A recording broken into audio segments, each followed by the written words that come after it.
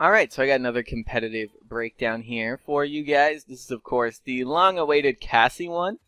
Cassie has pretty much been by far the most requested character for this series, with good reason, because Cassie, if you can play Cassie well, you can do a lot. Like, Cassie is one of those characters where once you get past that learning curve, you get much more out of her than you put in. Like, much more. It's crazy, but we're not going to debate about that. You could if you want, but I don't really feel like it.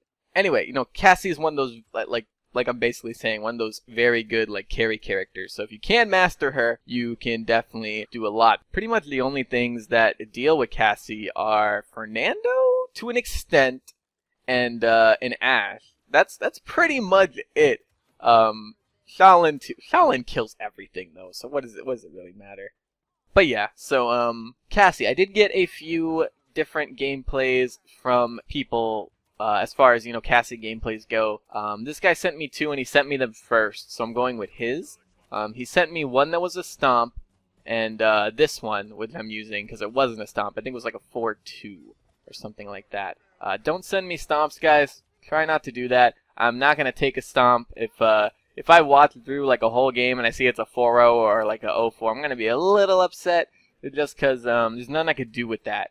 The thing about stomps is there's nothing you can really learn from them, because like if the player is stomping the enemy team, well, you're not really making any mistakes. The enemy team is just doing really bad. They're either very bad or, you know, they're doing something incredibly wrong.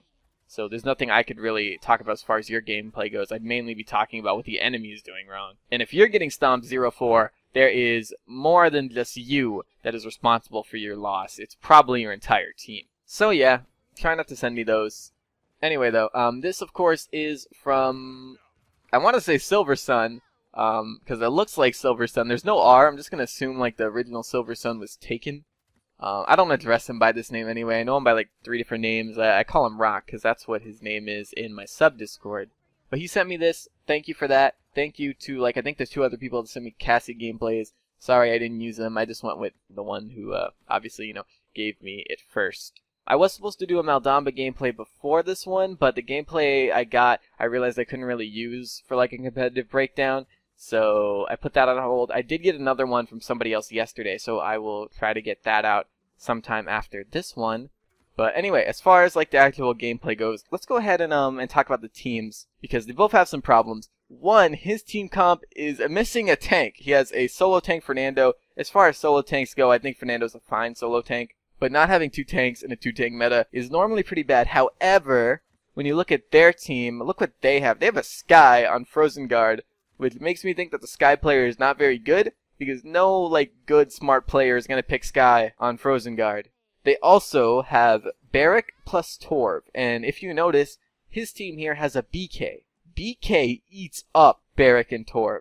BK, for one, he eats up immobile tanks like Inara and Torv, because they're immobile, they can't get away from the Grumpy Bombs. Inara can, like, CC immune to yourself with the right legendary, but that's about it. Barrack isn't immobile, he has a movement ability, but the thing about Barrack is, Barrack's, like, at his full potential when he is set up with 2 turrets and a barrier. And when he sets those up, BK can throw a Grumpy Bomb in there.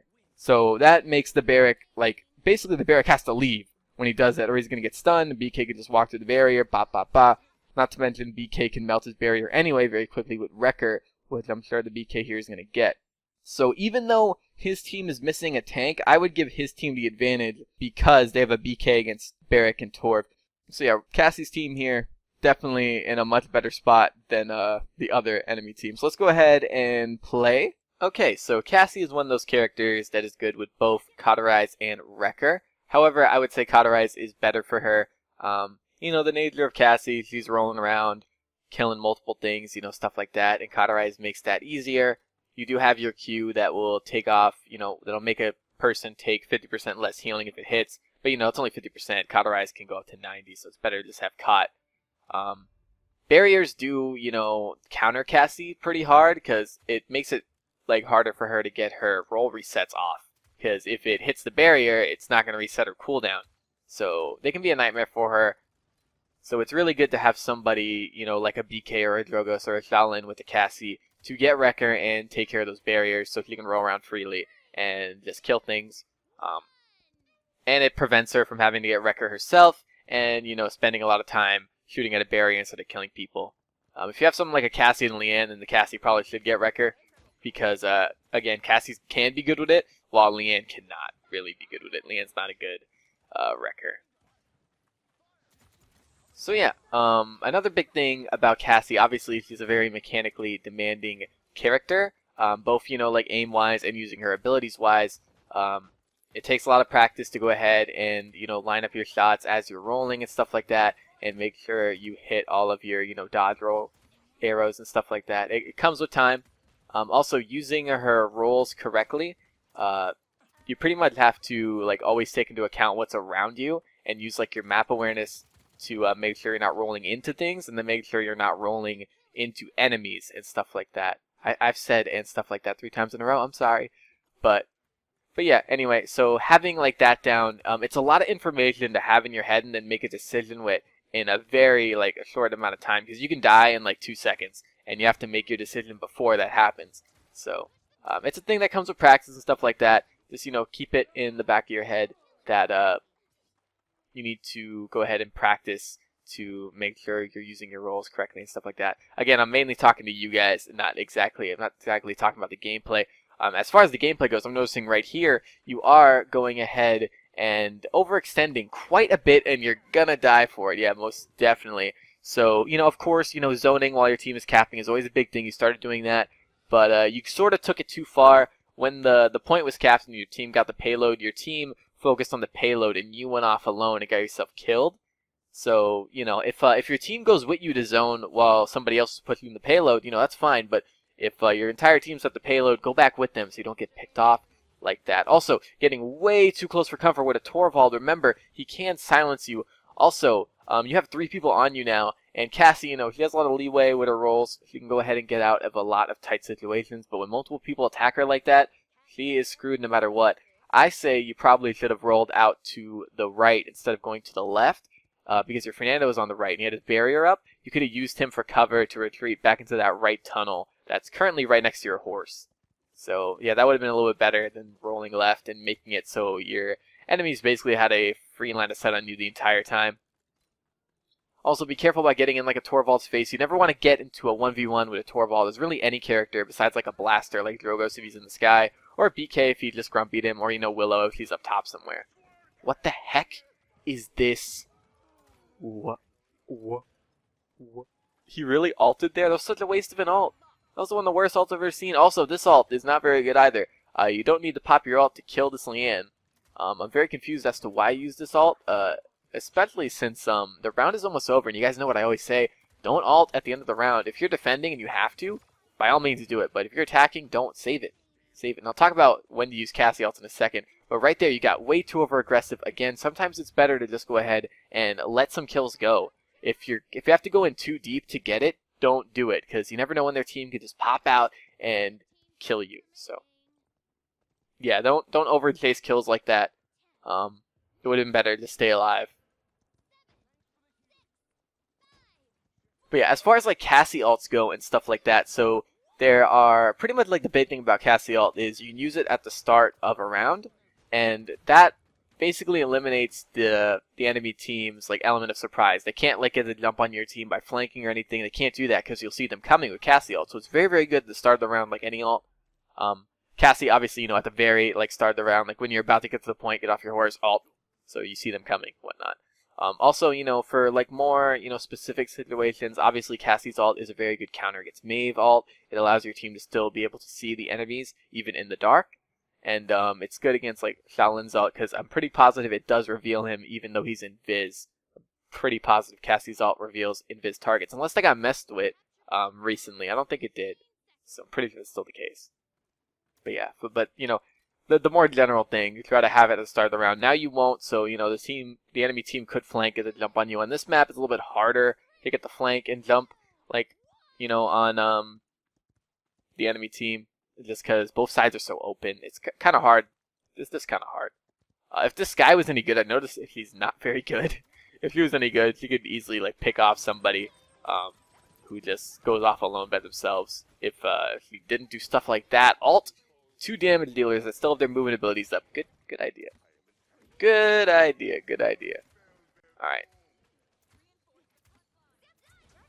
So yeah, he did pick up Kronos. I don't know if I said it or not, but Kronos is a good buy on Cassie, you know, later on, because it allows you to have your roll reset. Basically it makes it so you can instantly roll again. Because, you know, with Incitement 4, it lowers your cooldown by 4 seconds. So there's still a second where you can't roll. With Kronos 1, it takes that second away. So you can instantly roll when you hit the shot.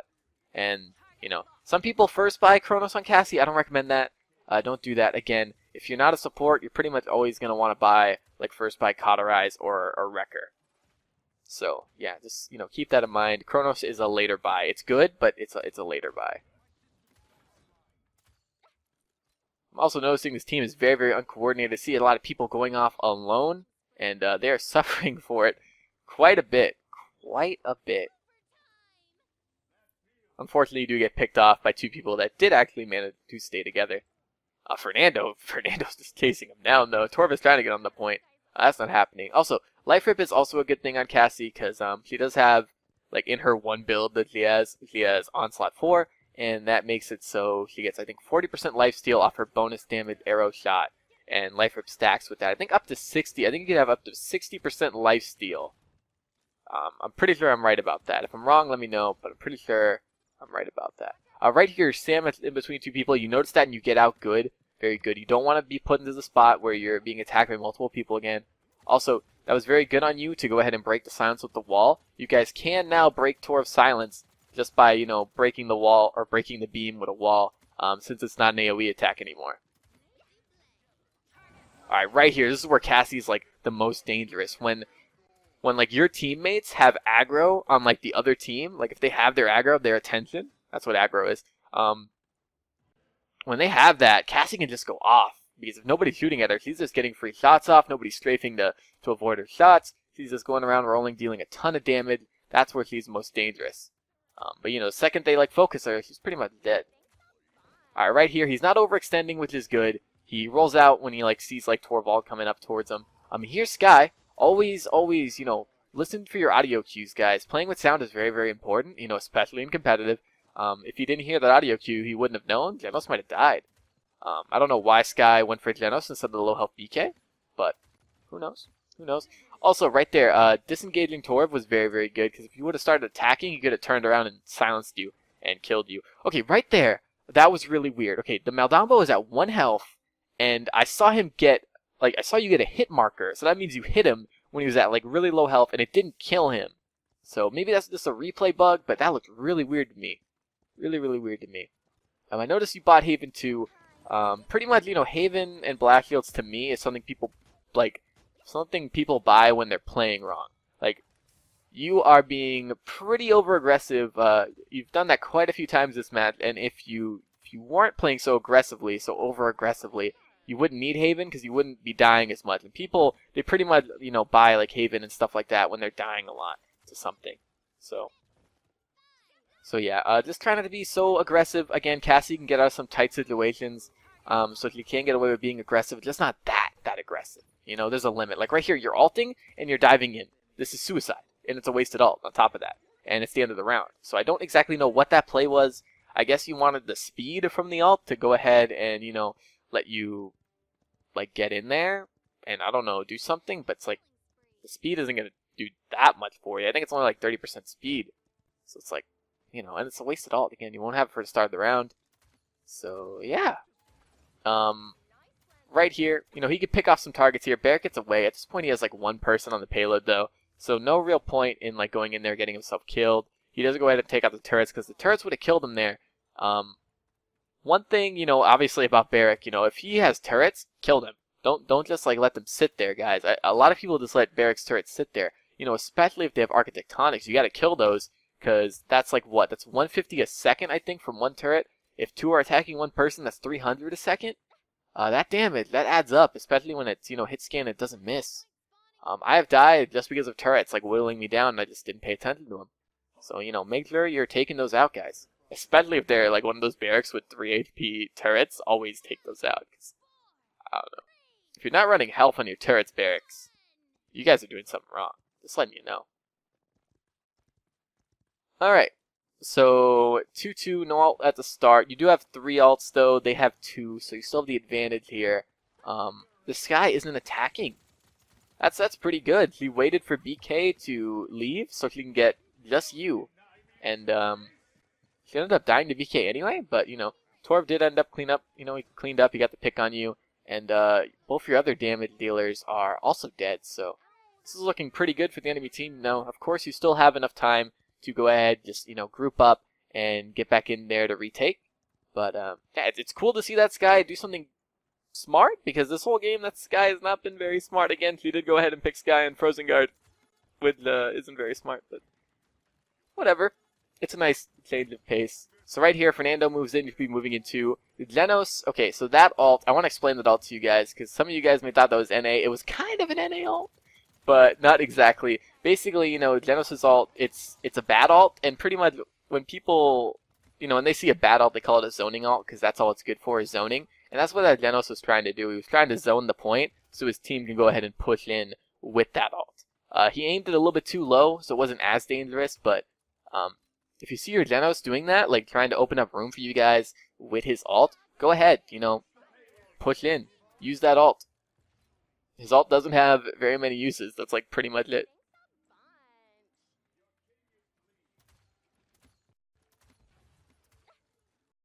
Alright, their team is very spread out again. Very, very spread out.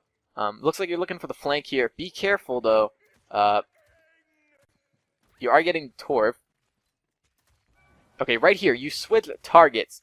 Alright, so this is a big thing I notice people do. They start on a target, but they don't commit to it. They see somebody else and they attack him. You probably could have just rolled towards that Torv, like killed him. Not like super close. You don't want to roll super close, because then you get silenced. But, you know, you could have rolled towards him, killed him, and then focused on the Maldamba, and you would have got like 2 picks there, possibly. Also, rolling into that barrack was also very aggressive too. It's okay to like take the time to go ahead and heal up. Make sure you guys are regenerating your health. Your healers are not going to always be able to save you. So don't go ahead and like suicide in like that. Like you rolled into a barrack with his 2 turrets. That's very, very dangerous. Right here, be careful with Torv. Again, you don't want to roll too close to Torv because he can't silence you. And if he doesn't, he still has so much damage. My god, Torv DPSs people down. That's why you don't 1v1 Torvs. It wasn't a 1v1 there. It's kind of like a 2v1, but may have backed up. Because Torv is scary, guys. Torv is scary. That damage is insane for a tank. It really is. Alright, so right now everyone's dead. Use your rolls to go ahead and get out of here. Yep. Get another one off the Torv. Surprised you didn't shoot him. You kind of got another roll from Somersault, but you could have just shot him and got out of there. Yeah, because with another roll, you would have made enough distance to get out of his line of sight and not have been able, you know, you wouldn't have been in his line of sight to get shot at. Alright, so round's almost over. I hope you don't use your ult again. I really hope you don't use your ult again. Unless you guys somehow manage to push this. I'm pretty sure this match was a 4-2 though, so I think you guys do somehow push it. Leanne's on her own. Leanne's on her own. What are you doing? What's the plan? Oh no. Guys, I'm going to tell you from experience, as a level 20 Leanne, do not ult Cassies. Don't ult Cassies unless you're 100% positive that they used their roll reset shot and like missed. Don't ult a Cassie. Because even if they don't have their roll up, if they still have the shot, they can just hit you while you're damage immune. They'll still reset, because all they need to do is hit a person. And yeah, so just don't do it. Just don't ult Cassies, guys. Don't. All my fellow Leannes, please don't. Leon, whatever. Okay, so right here, I feel like this game is going to end. Good target prioritization there. You take out Mao, no one to heal the Torv. Okay, right here, getting a little bit overconfident. You know, it's not like that bad of a thing because you still push it in anyway. You barely get out of the way of that Sky Bomb. But you know, try not to do stuff like that. It's just like a good habit to like, or like a, it's like a bad habit you don't want to get into.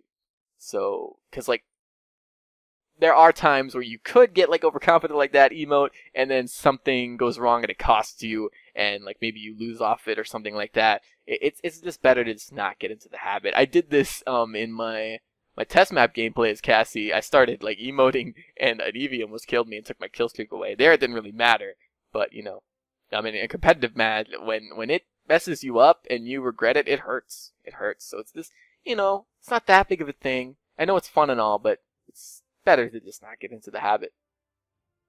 That's pretty much a small thing in the grand scheme of things. As far as like the big things with this gameplay that I noticed that you should probably work on is getting over aggressive. You don't want to get over aggressive like that again. You died plenty of times because of it. You could have had a lot less deaths if you just played, you know, like just a bit safer. Just a bit safer. And alts. Work on your alts. I don't think there was one good alt the entire game. Yeah, so, you know, I already explained, you know, what times are good to use your alts, stuff like that. If you, let's say you use it at the start of a round and you get it back by the time you cap the point, and there's like, you know, the 2-minute payload push, you can go ahead and alt again at some point and get it back before the round ends. But, you know, outside of that, just like, you know, try to make sure you have your ult for the point and stuff like that. Or to counter other problematic alts like a Mave ult or something, you know, for other games, stuff like that. But yeah, so that's pretty much it, guys. There is the Cassie Competitive Breakdown. You guys so wanted. Hope you enjoyed. Hope I got off some good information to you guys. And that's pretty much it. I want to thank you all for watching. I very much appreciate it. And I'm going to see you guys later. Bye.